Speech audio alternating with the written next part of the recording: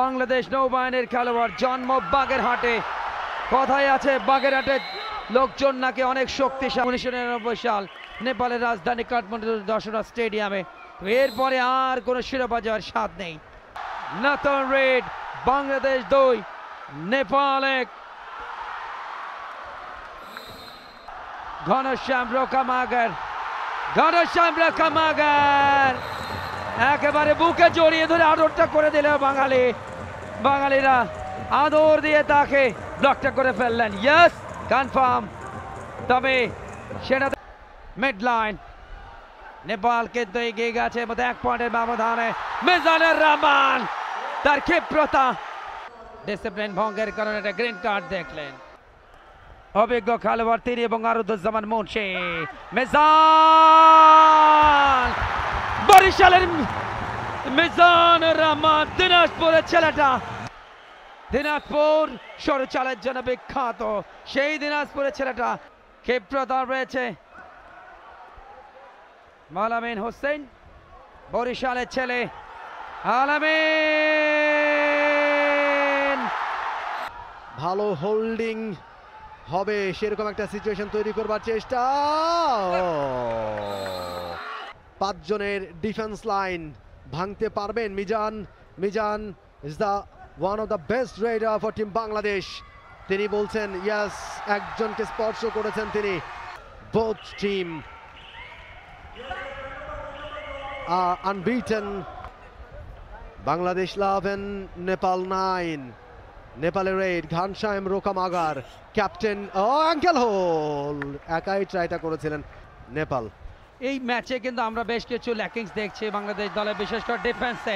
Catching এর দুর্বলতা কিন্তু আজকে খুব ভালোভাবে প্রস্ফুটিত হচ্ছে, কেননা রেড থেকে প্রচুর পয়েন্ট আনলেও ব্লকিং পয়েন্টগুলো কিন্তু খুব ইম্পর্টেন্ট। আপনি যদি প্রতিপক্ষকে ক্যাচ করতে না পারেন, অ্যাটাক করে প্রতিপক্ষকে বিট করে পয়েন্ট নেওয়া, ওই জায়গাটা কিন্তু এবারে ভালো ধরা, এক্সেলেন্ট এক্সেলেন্ট। 4 জন ডিফেন্ডার মিলে তাকে কট করেছেন। এই মুহূর্তে মিজানুর রহমান বাংলাদেশের এইটা ব্লক তৈরি করবার চেষ্টা। ইয়াস, সেই জায়গাটাই উগান্ডা তারা আবার 4 পয়েন্টে জিতে গেল। অর্থাৎ এই যে বিষয়টা, 46 রানের লড়াই। Perfect perfect perfect blocking, perfect holding, perfect raider বাংলাদেশে ইয়াসিন আরাফাত। ডোমেস্টিকে খেলা নৌবাহিনীর এই মুহূর্তে একেবারে অসহায় আত্মসমর্পণ। চমৎকার কোট, দারুণ কালার কম্বিনেশন, সবকিছু যার মাথা থেকে এসছে। এবং ব্লক, একটা প্রয়াস ছিল লাস্ট রেডটা, খুব ভালোভাবে ড্যাশ করে পয়েন্টটা নিয়েছেন। 1 পয়েন্টের লিড। আলামিন হ্যান্ড টাচে পয়েন্ট এনেছেন খুবই চাতুর্যের সাথে। বাংলাদেশ 2 পয়েন্টের লিড নিল। বাংলাদেশ এই মুহূর্তে 16। অনেকক্ষণ কিন্তু সমতা চলছিল, অবশেষে লিড। এবং এক্ষেত্রে চমৎকার uncle hold, another point for team Bangladesh. Bangladesh সেনাবাহিনীর হয়ে ডোমেস্টিক কাবাডিতে খেলেন মিজান। আরো একবার ready, success red. Right corner, সেখান থেকে লেফট কর্নার, ভেতরে ঢুকছেন এবং সেই সাথে ব্লক। প্রথম অল আউট হয়ে গেল। বারবার পা চালাচ্ছেন, লেগটা আছে পয়েন্ট নেওয়ার একটা প্রবণতা। সব সময় দেখবেন যে ঘনশ্যাম রোকামাগার, যে তারা যখন ডিফেন্স করছে,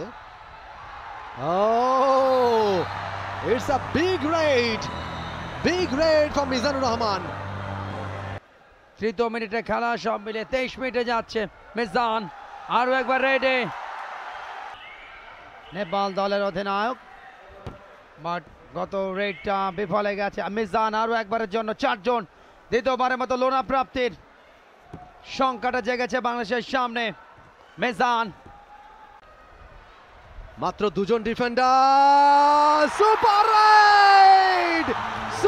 red for team Bangladesh. It's mesmerizing for Team Bangladesh. Once again, action replay. চমৎকার ফুটওয়ার্ক মিজানুর রহমানের কাছ থেকে। Red for team Nepal. এবারে কিন্তু ব্লক এন্ড রেডার কট। আলামিন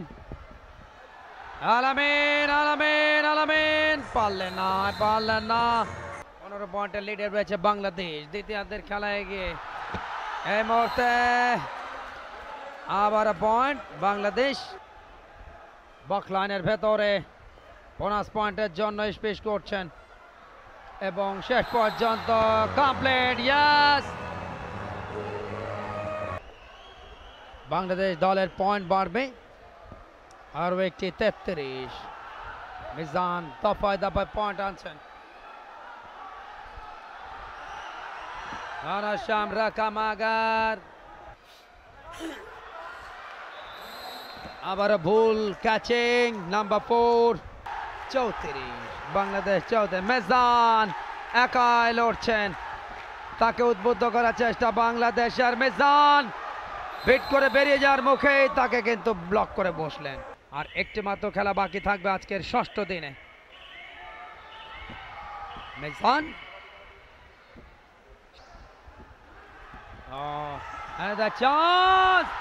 Oh yes, oh yes, good technique, excellent finish.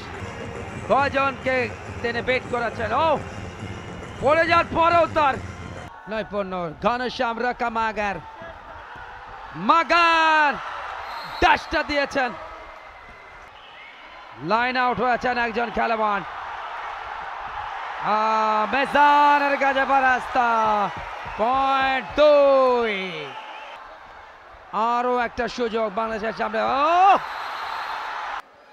যারা এই ইভেন্ট ম্যানেজমেন্টের দায়িত্বে মাঠে সুসজ্জিত ওই ভেন্যু আউটফিল্ড 46-31, সেই সাথে রেফারি লম্বা বাসে খেলা কিন্তু শেষ হলো 46-31 পয়েন্টের ব্যবধানে। বাংলাদেশ নেপালকে হারিয়ে 15 পয়েন্ট লাভ করে এবং অপরাজিত গ্রুপ চ্যাম্পিয়ন।